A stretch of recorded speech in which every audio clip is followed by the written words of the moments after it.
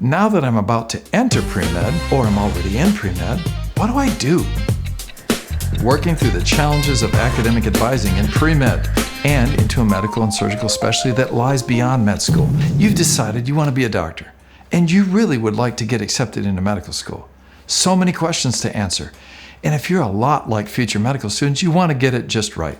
The advice out there can be overwhelming. You've been poring over the web and social media, talking with friends and family. On this channel, my goal is to cut through the chase and really give you the perspective from inside the profession, advice that you can take action on immediately for future doctors from a doctor. I'm Dr. Chad Brands from Mentoring Docs, and throughout my career as a physician leader, I've had the opportunity and privilege to coach many students, like you, towards successful, rewarding career paths in medicine. From exclusive one-on-one mentoring sessions to topical videos like this one, I'm going to go beyond that typical checklist of well-meaning family advice.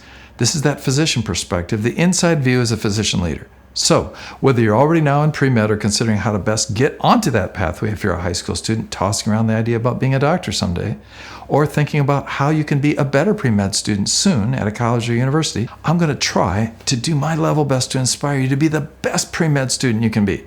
Doctors are all about action. So let's put together a strategic action plan for you individually. Let's dive in.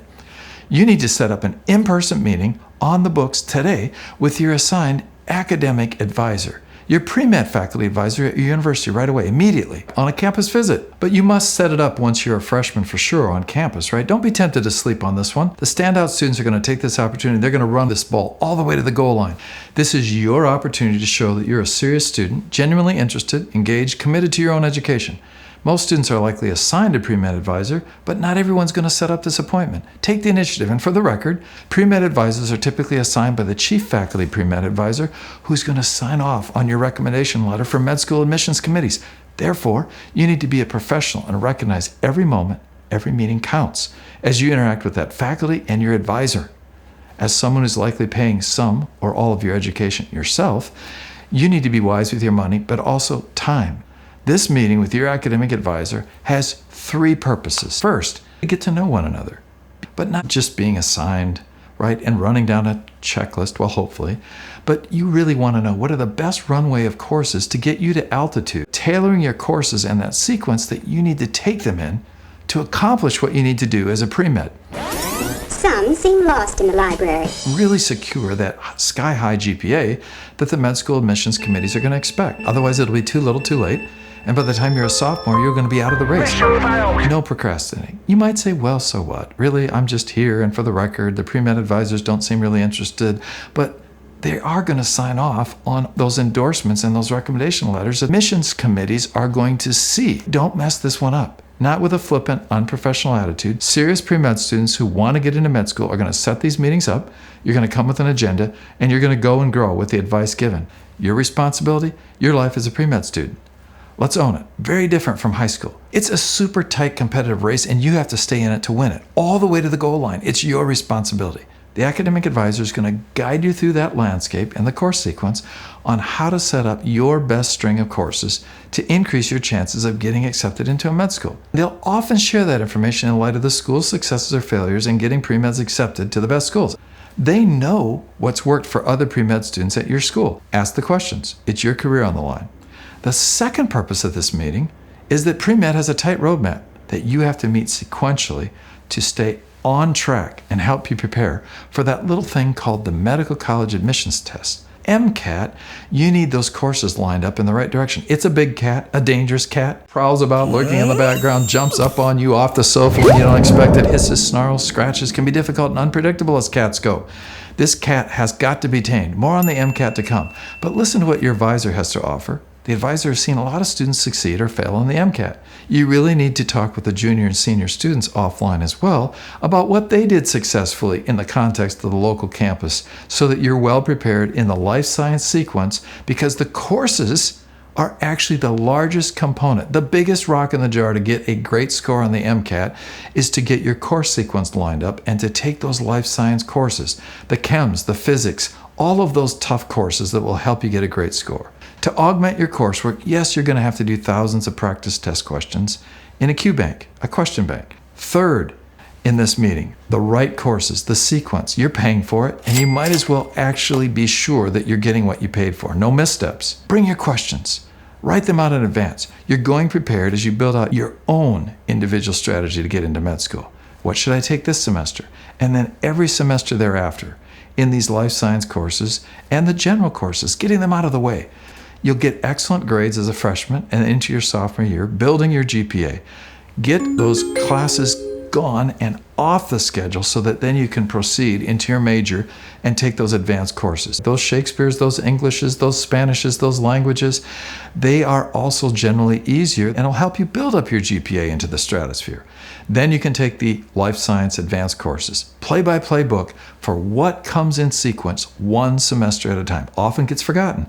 You've got 8 semesters, team, to do pre-med, not 9, 10, 11, or 12. So get that roadmap, put it up on the desk, and make sure that each semester you're working with your advisor to line up the right courses.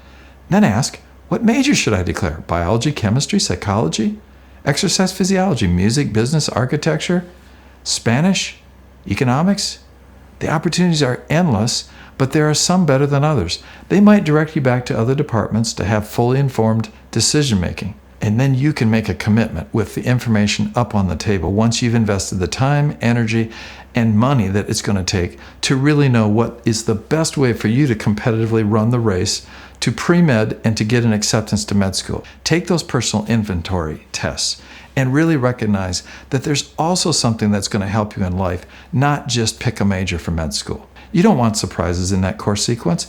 And if you change majors a time or 2 or 3, it's going to set you back really far back, and you really don't want that because med school admissions committees are going to expect that you finish pre-med in 8 semesters as a prerequisite to how rough and arduous the courses are in med school. Time's not your friend in this instance, so you want to really solidify that choice with good information sets. Take the upper level courses. Med school admissions expect top MCAT scores, but they're also going to expect that you've done a great course lineup.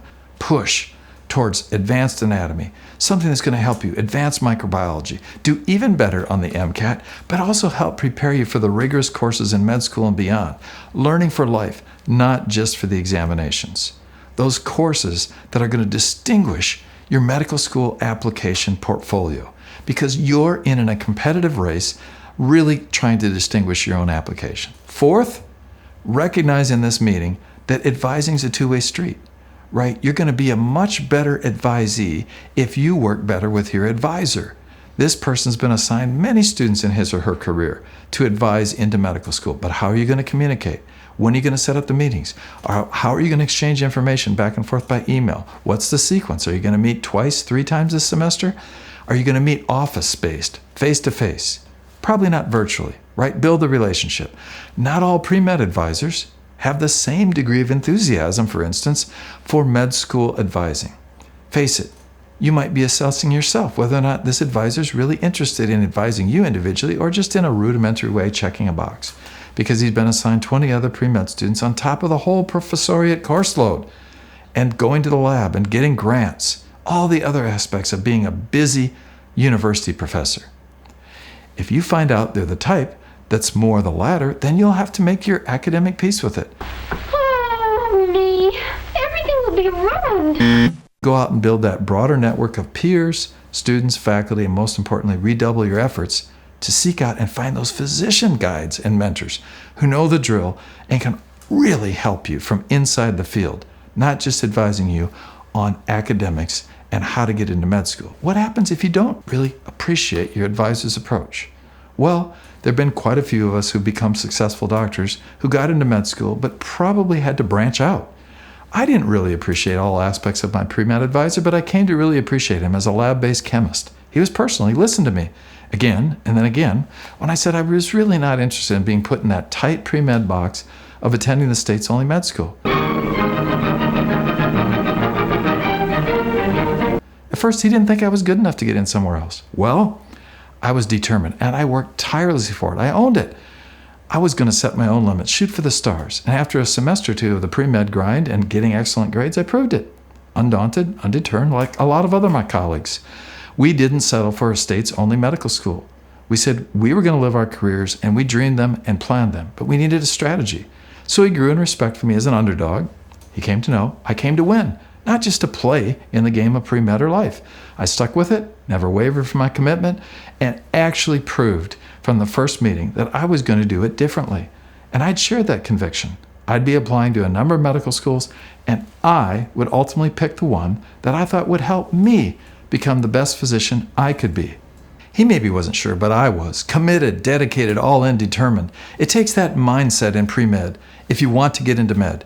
Getting into med school is competitive, so you have to study well. You won't compete well otherwise. You have to decide, just like I did and my colleagues did. I was playing to win. My physician colleagues who I've traveled with professionally also did.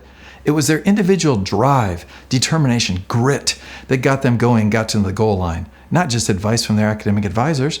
Ultimately, after several meetings, my academic advisor recognized my enthusiasm and determination. I was getting great grades in the sciences and pre-med courses as an underclassman. And then he provided me with the names of several physicians in the college community who actually helped me build a physician network. Maybe I had to prove it. To be fair, he was a tough, brilliant, textbook-writing, research-oriented chemist, and he took some pride in the courses separating out those pre-meds who just didn't cut tough Friday afternoon organic chemistry labs. You know, the blue salt that's got to be in the beaker on the bottom with the Bunsen burner not burning down the laboratory. He'd seen some of the pre-meds make it to the best med schools, public and private, many who did not. It was a weeding out process in his mind. Anybody who was tough enough to get through the pre-med program was surely going to succeed when he signed off for med school admissions committees. Right? Make it a great season, ending playoff championship game and a victory celebration. We were ready, prepared. Ultimately, the key is to make sure you get out of the classrooms and those chemistry labs and into the real world with practicing doctors who can guide you in the communities where they live, work, and play. I don't use that much organic chemistry in my life as a physician, but it was a fundamental set of learning. And then, following his lead, when I went down with one of the physicians in that community and actually grew my network, life opened up. And it changed significantly. I found a physician mentor who knew what medicine was all about. I was actually invited to this community physician's wood shop. I was interviewed over the table saw, grinding it out, pieces of furniture at this carpentry bench in his garage. I think I got him on a day off. Then came the questions from him, the seasoned doctor practicing medicine, but that day doing some real creative carpentry, questioning this inquisitive, curious college kid that showed up in his garage. Serious but naive pre-med student. Had no doctors in my family or even in my network at that point. So he asked me over the grind of the saw. So you really want to do medicine? Years later, I'm asking you that same question. Wow, you're a pre-med or high school student now, full cycle, wondering the same. What a great question, right? Stopped me right in my tracks. Sawdust flying everywhere off the radial saw as he brought a real-world perspective, a life in the field, doing the work. Actually being a doctor in daily life, on call in the community, saving lives, cutting right through the noise, under discussion, under construction. Big pieces first, finishing touches later. This was the initial phase in a professional mentoring relationship of the give and take. We built a relationship, and a significant time later, yes later, he invited me to go on rounds with him, walking alongside him in the hallway of the local hospital. Startled, seeing a patient not eating or drinking, dying at the end of life. Wow. Now we're having the much tougher discussions about medicine, right? Allowing me to see as a kid in the field, right, what was actually going on with his thinking, what he was actually doing. So, do you really want to do medicine as your lifetime professional pursuit?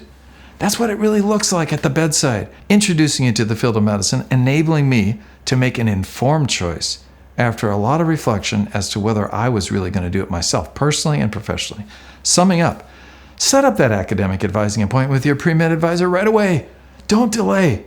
Make the most of that time to learn the sequence of what it's going to take in the life science courses, because that'll help you prepare for the MCAT, that coursework, the roadmap. Recognize your academic advisor is running a busy set of things as a professor, all kinds of things on the docket, but they're going to give you the academic advice that you need as a pre-med student on that course lineup.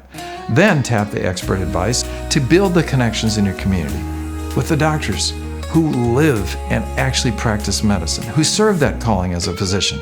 They'll give you the professional advice from inside the arena that you need, not just the academic advice to succeed. Until next time, stay well and study well.